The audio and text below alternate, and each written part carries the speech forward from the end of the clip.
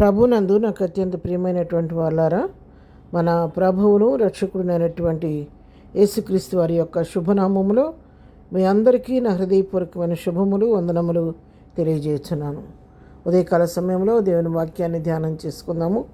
ఈరోజు వాక్య ధ్యానం కొరకు మనం తీసుకున్నటువంటి లేఖన భాగము కీర్తనల గ్రంథము 119వ కీర్తన 50వ వచనం చదువుకుందాం.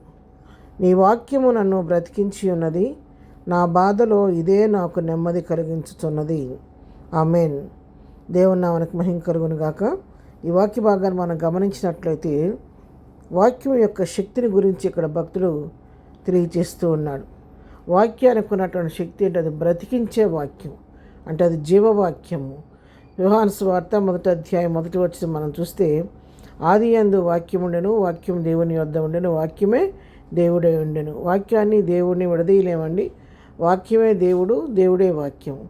ఆ వాక్యం మనల్ని బ్రతికించే వాక్యం. అది ఆ వాక్యం చదువుతున్నప్పుడు అది మరి హెబ్రీ పత్రిక 4:12 చెప్పినట్టుగా అది సజీవమైన వాక్యము, వాడగలిగిందయి ఎటువంటి ఖడ్గం కంటే కూడా 2 అంచులు పదునగలిగినటువంటి వాడి అయిన ఖడ్గం. అది ఎటువంటి ఖడ్గం కంటే కూడా ఇది పదునైందిగా ఉండి అది మన ప్రాణాత్మలను మురుగుల్లోకి సైతం దూరుతూ, ఎముకలలోకి మురుగుల్లోకి దూరుతూ కూడా మన సరిచేసే వాక్యం. అది ఆ వాక్యం మన హృదయంలోకి, మన ఎముకల్లోకి, నరమంలోకి, కంఠంలోకి, మురుగుల్లోకి ఆ వాక్యం అనేది చొచ్చుకొని పోయినప్పుడు ఆ వాక్యం యొక్క శక్తి మనకు జీవాన్ని ఇస్తుంది. ఆ జీవం వల్ల మనం బ్రతికింపబడుతూ ఉంటాము. ఆ వాక్యం అనేది కృంగిన వారిని లేవనెత్తేది, గుణి చెదిరిన వారిని బాగు చేసే వాక్యము, ఆదరణ లేని సమయంలో ఆదరించే వాక్యము. అనేక సార్లు మన జీవితాల్లో ఎటు తోచని పరిస్థితుల్లో ఉంటాము. ఎటు నుంచి కూడా ఆదరణ దొరకని పరిస్థితుల్లో కొన్నిసార్లు కొట్టిమిట్టాడుతూ ఉంటాము. అటువంటి పరిస్థితుల్లో ఏ ప్రక్క నుంచి ఎవరి వలన మనకు ఆదరణ కలగదు. కానీ వాక్యం చదువుకున్నప్పుడు లేదా వాక్యం ఎవరైనా దైవజనులు చెప్తున్న వాక్యం విన్నప్పుడు కొన్నిసార్లు ఆ వాక్యం ఒక మాట మనల్ని ఆదరిస్తూ ఉంటుంది, మన ధైర్యపరుస్తూ ఉంటుంది, మన ఎంతగానో తట్టి లేపినట్టుగా ఉంటుంది ఆ వాక్యం. నా మట్టుకు నేను నా అనుభవంలో నేను చెప్పగలను. కొన్నిసార్లు నాకున్నటువంటి కొన్ని పరిస్థితుల్లో నేను కృంగినప్పుడు ఏ విషయం అయితే నేను దుఃఖపడుతూ వేదన పడుతూ ఉంటానో అదే విషయాన్ని గురించి ఆ రోజు నేను వాక్యం చదువుతున్నప్పుడు ఆ వాక్యం దానికి సమాధానం నాకు దొరికేది.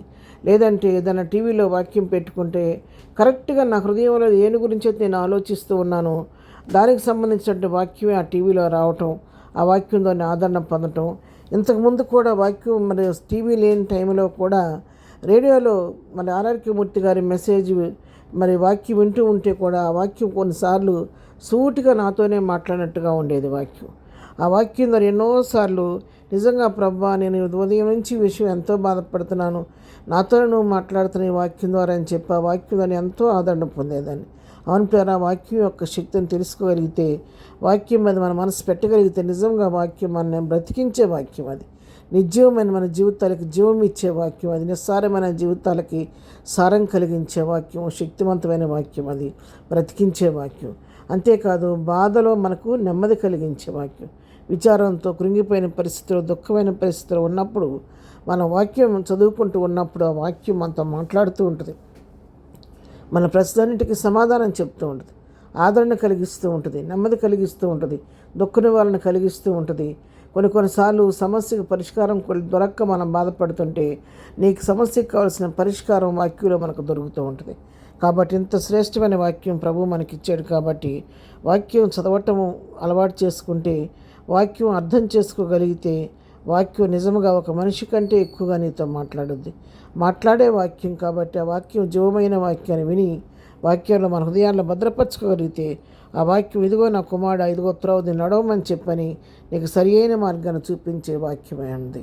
ఉదయకాల వాక్యం ఉంటున్నటువంటి పిల్లరా, మరి మీతోనూ నాతో ప్రభు మాట్లాడుతుండగా వాక్యం పైన ఆధారపడదాము, జీవింపజేసే వాక్యం నమ్ముదాము, వాక్యాన్ని చదువుదాము, జీర్ణించుకుందాము, హృదయంలో భద్రపరచుకొని వాక్య ప్రకారం ఈ లోకంలో ముందుకు సాగిపోదాము. ప్రార్థన. ప్రేమగల తండ్రి, పరిశుద్ధురాని పాదములకు వందనాలు. నిజమే తండ్రి, ఈ వాక్యం జీవమైన వాక్యము, శక్తివంతమైన వాక్యము, అవును బ్రతికించే వాక్యం, మా బాధలో నెమ్మదిచ్చే వాక్యం. ఎంత గొప్ప వాక్యాన్ని మాకు అనుగ్రహించినందుకు నీకు వందనాలు తండ్రి. ప్రభా, మరి వాక్యం చదివి వాక్య ప్రకారం జీవించే కృప మాకందరికీ దయచేయండి. దినం ప్రభా, మేము చేయి పనిపాట్లోని కృప తోడుగొంచండి. మా రాకపోకల్లో ప్రయాణాల్లో క్షేమం కలుగు చేయండి. ఈ దినం బర్త్డే, మ్యారేజ్ చేసుకున్న బిడ్డలను దీవించండి, ఆశీర్వదించండి, బలహీనలు ముట్టండి, స్వస్థపరచండి, దుఃఖంలో ఉన్న వారిని కుటుంబాలను ఓదార్చండి, సమస్యలను వారిని విడిపించండి. ప్రతి వారి పట్ల నీ కృప విస్తరింపచేసి నీ కృపలో భద్రపరచమని యేసునామములో ప్రార్థించడిగి పొందుకొని ఉన్నాము తండ్రి. ఆమెన్. ప్రభు కృప సదాకాలం మనందరికీ తోడే నడిపించునుగాక. ఆమెన్.